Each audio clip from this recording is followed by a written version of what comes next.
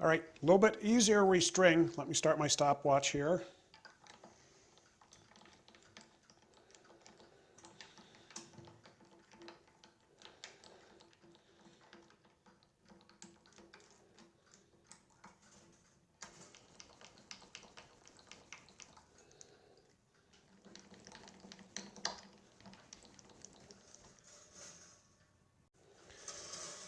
All right, so first things first, bang my head on the light. Tighten the nuts at the tuning machines. Again, just snug. Most of them are 10 millimeters, so if you have a nut driver, you can do that too.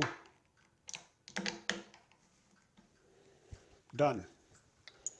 Now to get those strings out of the bridge, just as in the other guitar, we're going to just use these diagonal cutters as a fork and pry up just gently.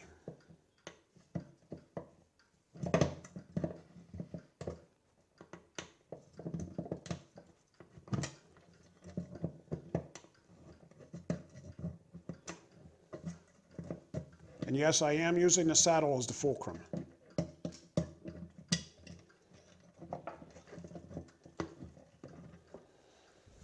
Right, set those aside.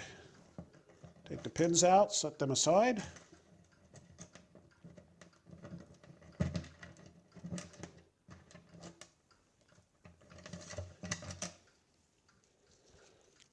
Now I want to take one moment and point out something very, very special with this particular guitar. All the Taylors with the new ES2 system, pickup system. These three little Allen adjustments that you see here are the actual pickup that rest up against the back side of the pickup. The saddle, excuse me. What you don't want to do is you do not want to try and pull the saddle out, just rip it out, without loosening these. And I'm not going to suggest that you do that. So we're going to actually clean this bridge like we did the other bridge with the saddle in place.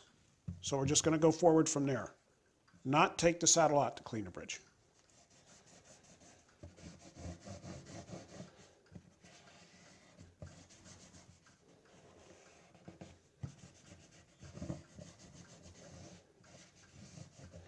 And we'll clean up the fingerboard and the frets. That's that. Now we just need to remove our excess and polish, give those frets a little polish.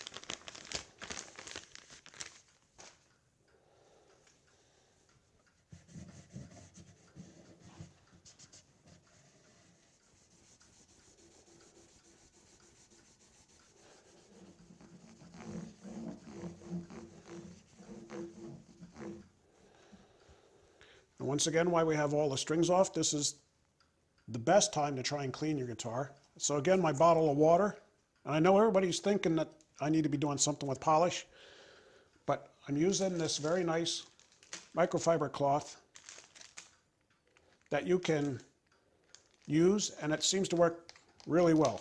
So just a little bit of water. Don't want to soak the guitar.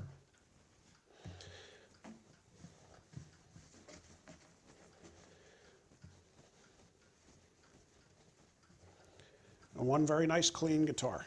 Now you can start stringing. So we're looking at a properly seated ball end, which I wanted to show you before, but I can't see inside that guitar. So I have this nice cutaway piece that I can show you where it's properly seated. So the ball is up against the bridge plate, this maple piece, which can be any other wood also,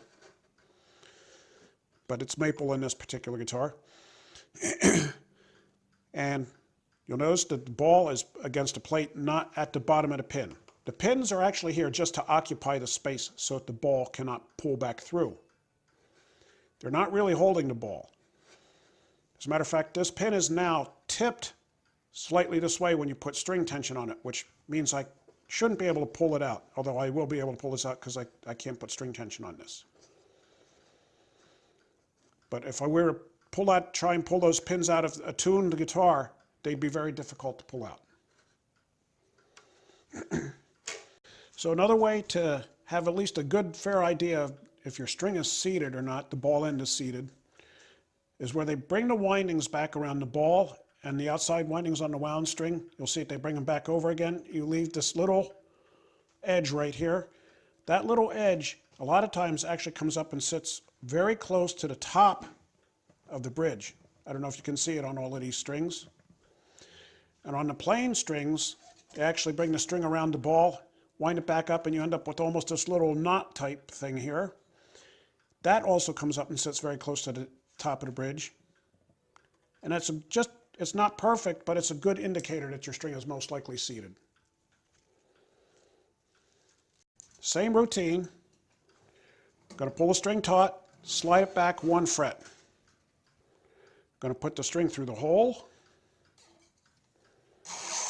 But here is going to be dramatically different and simpler. What we're going to do with this is not tie. We're going to let the post do the work for us. So the first wind is going to go over the top of the tail, and I'm referring to this piece as the tail. And as soon as we go by the tail, we can just hold it down and keep winding. And if you watch the windings on the post, they will actually pinch that tail eventually. Like right about there. And wind away from you. Again, the notch in the pin up against the string, in, and tug.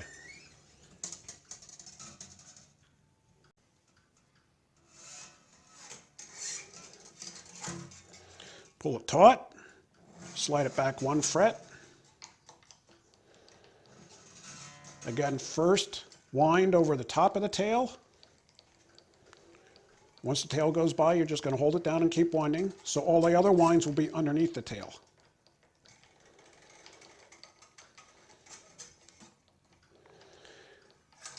And again, because of the shape of that post, you're using the shape to work for you. It's going to pull those windings right tight against that tail.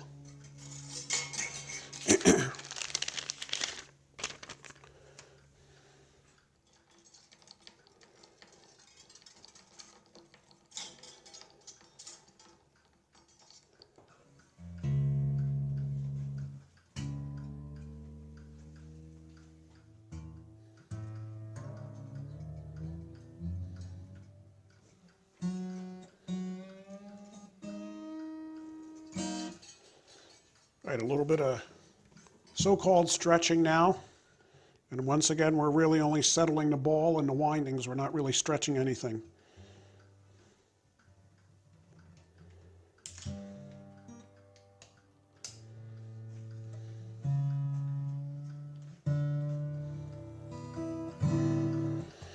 And last but not least, a quick haircut. Now this I do just a little bit differently. I'm looking where the actual hex nuts are here, and I'm just going to put my cutters down on the outside of the hex nut and snip.